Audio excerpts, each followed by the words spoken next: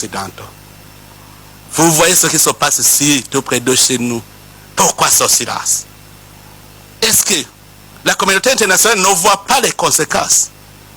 Je vous dis que si ça continue comme ça, la guerre risque d'être généralisée dans la région. Parce que le peuple ne peut pas se laisser faire. Si le Rwanda continue à faire des conquêtes dans le territoire et dans notre pays, je sais qu'il va arriver même au Burundi. Parce qu'il est en train d'entretenir des jeunes réfugiés. Il les arme. Maintenant, il est en train de les aguerrir dans la guerre du Congo. Un jour, il veut venir au Burundi. Nous n'allons pas accepter la guerre généralisée. Nous savons son plan. C'est qu'il est en train de préparer quelque chose contre le Burundi. Et heureusement, les Burundais sont avertis. Si la communauté internationale le laisse faire, en tout cas, ici au Burundi, on ne va pas se laisser faire. J'appelle encore une fois la communauté internationale à prendre cela au sérieux. Nous avons une menace dans la région. Ce n'est pas le Burundi seulement. La Tanzanie, l'Ouganda, le Kenya, c'est à toute la région, c'est une menace. Si l'Est du Congo n'a pas la paix, la région n'a pas de paix. Ne pensez pas que c'est le Burundi seulement qui éprouve une menace. Les Sud-Africains sont en train de souffrir à l'Est du Congo. Est-ce que vraiment, vous voyez où se trouve l'Afrique du Sud? Mais l'insécurité à l'Est du Congo a des conséquences sur l'Afrique du Sud. N'est-ce pas, monsieur l'ambassadeur? Donc, c'est au point de vue sécuritaire, seulement nous avons cette menace à l'Est du Congo. Si vous laissez les choses se détériorer comme ils sont, sachez très bien que les conséquences seront néfastes. Et chaque pays va se débrouiller lui-même. Mais vraiment, moi j'ai un plan que j'avais proposé à la région. Je sais que si ce plan était respecté, on serait en paix. Parce que vous savez, si le Rwanda justifie sa présence par la présence des FDLR, est-ce que ce n'est pas une question qui peut être résolue pacifiquement? Sacrifier le peuple congolais, tuer des millions de gens, sous prétexte qu'il y a une menace. Est-ce que cela ne peut pas être réglé sans verser le sang des innocents? Je sais que la RDC et le Rwanda peuvent s'entendre très bien sur la gestion de ce mouvement. Moi-même, je disais qu'il faut une coalition internationale de lutte contre les groupes armés étrangers à l'est de la RDC. Comme ça, ça va garantir le Rwanda et ça va aussi permettre au Congo d'entamer le processus de paix. Qu'est-ce qui manque? Qu'est-ce qui manque? C'est parce qu'il y a complicité. Sinon, si tous nous sommes d'accord de nous mettre ensemble pour combattre tout groupe armé étranger à l'est de la RDC, ça sera fini parce que ça va garantir le Rwanda. Ça va aussi permettre au Congo d'organiser son pays pacifiquement. Ça, c'est un. Si on parle de M23, moi, j'avais essayé de me mettre en contact avec les responsables du M23. Je leur ai dit, si réellement vous n'êtes pas des Rwandais, pourquoi vous n'acceptez pas de déposer les armes et emprunter le chemin de la paix? Comme vous êtes Congolais, vous aimez votre pays. Alors, à ce moment-là, ils m'ont dit, nous sommes d'accord, parce que je leur disais, aussi longtemps que vous n'êtes pas cantonné, on ne saura pas qui est Rwandais, qui est Congolais.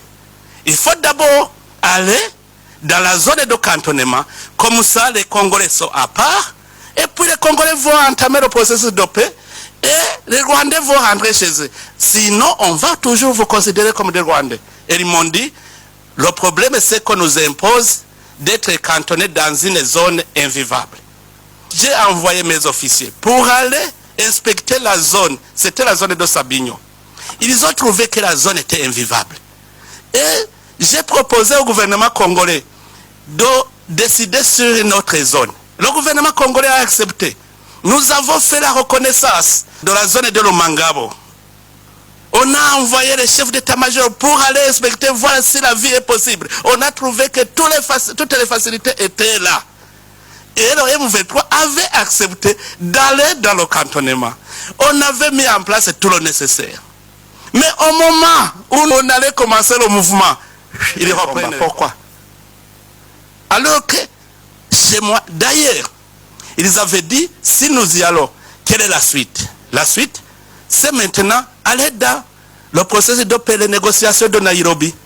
Et tout ce que vous réclamez, vous allez le réclamer pacifiquement. Ils avaient accepté. Et j'avais convaincu même le gouvernement congolais, souvenez-vous, le gouvernement congolais avait dit, s'ils acceptent d'être cantonnés, c'est qu'ils acceptent le processus de paix, nous allons les intégrer dans le processus de Nairobi. Le gouvernement congolais était d'accord. Mais quand ils reprennent le combat, comment négocier avec quelqu'un qui ne veut pas la paix? D'abord, pour négocier, il faut créer des conditions favorables aux négociations. La première chose, c'est le désengagement des forces pour ramener la confiance entre les parties en conflit. Que ce soit le Rwanda, que ce soit le RDC. Il faut que d'abord, il y ait cessation des hostilités, que les forces se désengagent. Comme ça, on crée un climat de confiance. Les gens vont se parler sans inquiétude. Or, entre les États, comment s'effectue le cessez-le-feu, le désengagement? C'est que les forces dans notre pays vont se désengager et aller dans leur pays et ils vont entamer les négociations. C'est normal. Mais qu'est-ce qui manque? La communauté internationale est ici. Qu'est-ce qui manque sur les deux processus? J'avais proposé ce plan et la région avait décidé d'envoyer une force régionale pour d'abord sécuriser les citoyens congolais, mais aussi pour combattre les groupes armés étrangers. C'est cela la présence du Burundi en RDC. On est allé dans le sens de l'idéologie régionale. Quand nous sommes arrivés au Sud Kivu, vous êtes témoins. La paix et la sécurité a été ramenée. On a entamé le processus de réconciliation des communautés congolaises.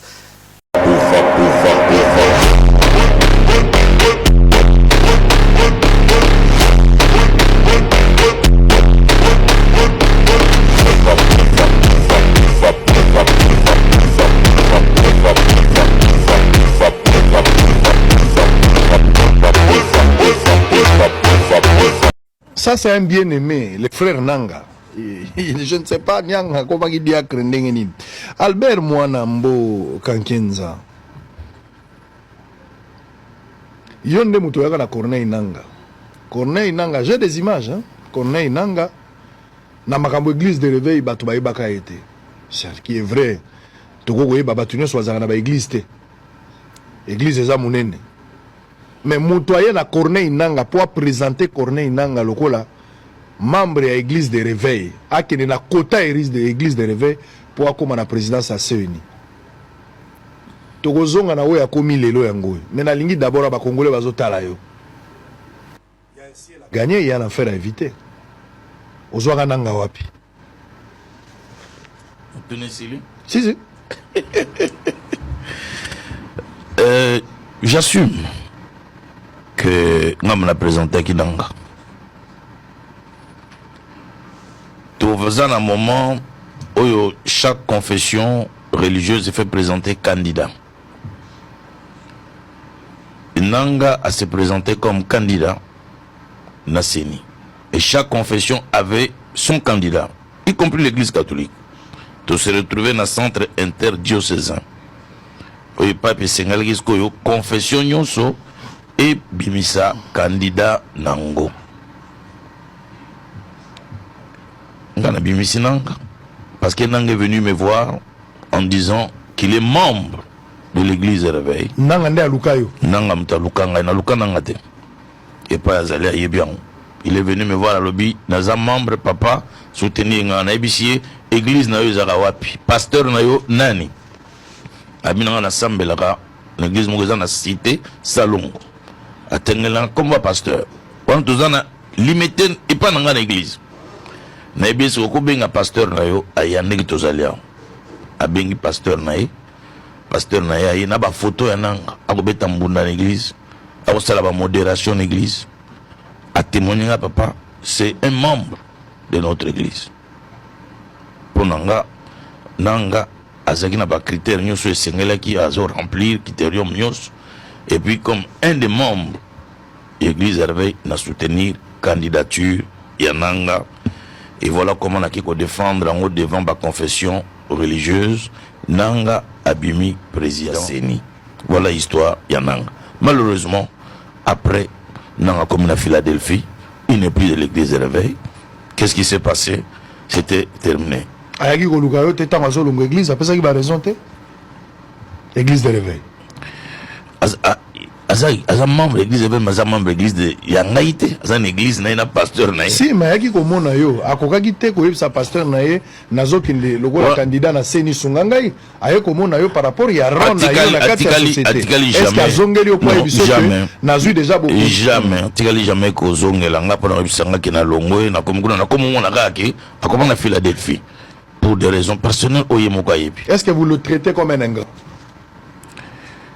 Dans le sens nil par exemple. Dans le sens il y a moto yo tout le bagage na mbongo surtout que na mbongo on va se ridiculiser inutilement to ke nikaka moto ayaki ko consulter yo ayaki ko senga appui na yo kozolo ko la partenaire kozwa bénédiction na yo salisa ngai naza na ba critères otali critères o checker pe origine ya moto auti na telle église na salon to épargner pasteur hein, parce que so to tanga bako ke no book église to la quinoa na makambo sonenge to épargner mais to komi na likambo ke moto wana yo pesie maboko après vérification abimi akeye asali makambo nyonso ozaki na mwa lolendo ndambo parce que moto wana oyo simbaki un jour atiki église de réveil à côté na Philadelphie église de réveil ne matisi c'est une déception ça a été une déception ça a été une déception pour moi est-ce qu'il s'est servi de moi est-ce beaucoup de questionnements ça a été une grande déception pour moi ça l'a quand même passé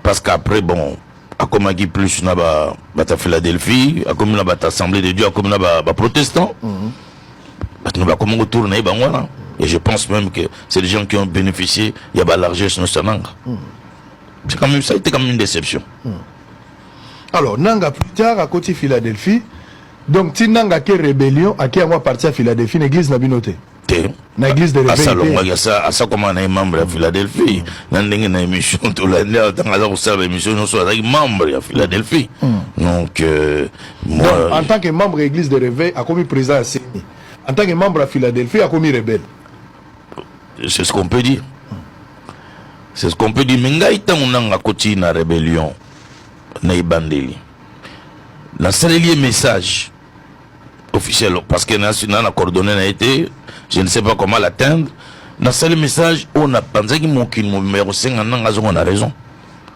ici en tant que papa non parce que ça va papa en tout cas il est resté toujours respectueux à Philadelphie ah papa ça va donc d'accord na ça message réussi nanga zonga nanzela au cause de la frustration et cause de la nini menzelo poni eza malamu te ya koboma bandeko na yo zonga nanzela je m'attendais à ce que d'une manière ou d'une autre atinata mutu moi contactenga ou bien en tout cas message comme elanga parce que naibika ba mona message wana c'est le silence de radio ndenge balobaka tilelo ko tika ko sama ngo mutelo salamate Zambia bosanaka bato na ite Nzambe ya moto ya bato bazanga bato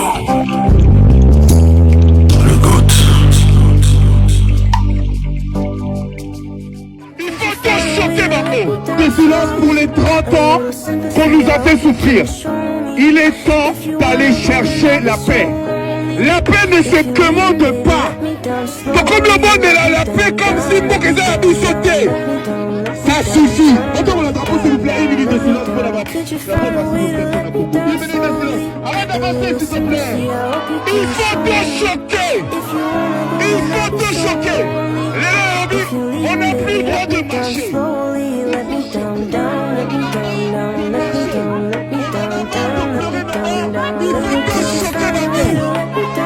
Merci.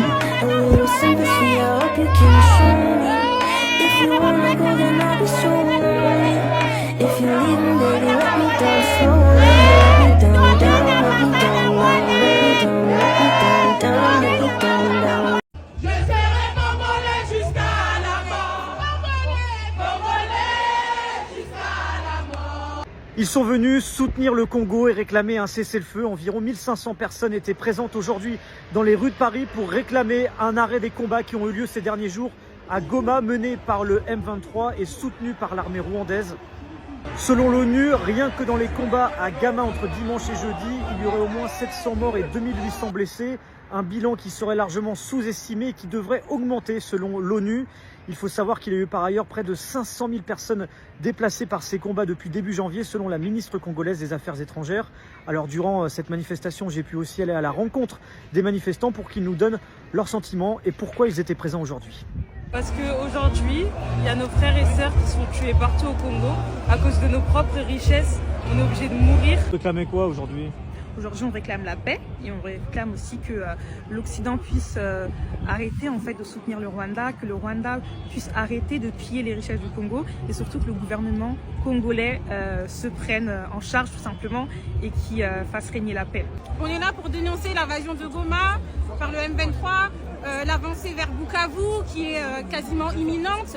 On est là aussi pour dénoncer le manque de réactivité du gouvernement qui a causé ça, parce qu'il y avait des informations qui étaient données et on n'a pas réagi assez vite, on n'a pas anticipé. Et donc du coup, on demande au président de s'entourer de gens suffisamment compétents pour pouvoir mettre fin à ce carnage, à ce bain de sang.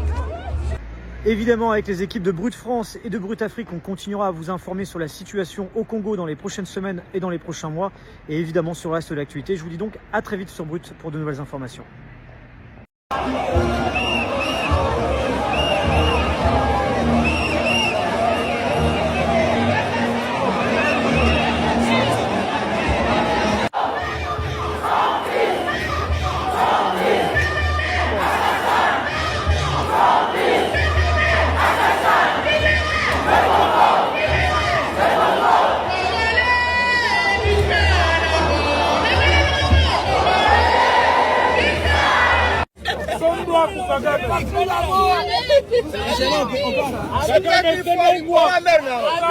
Kagame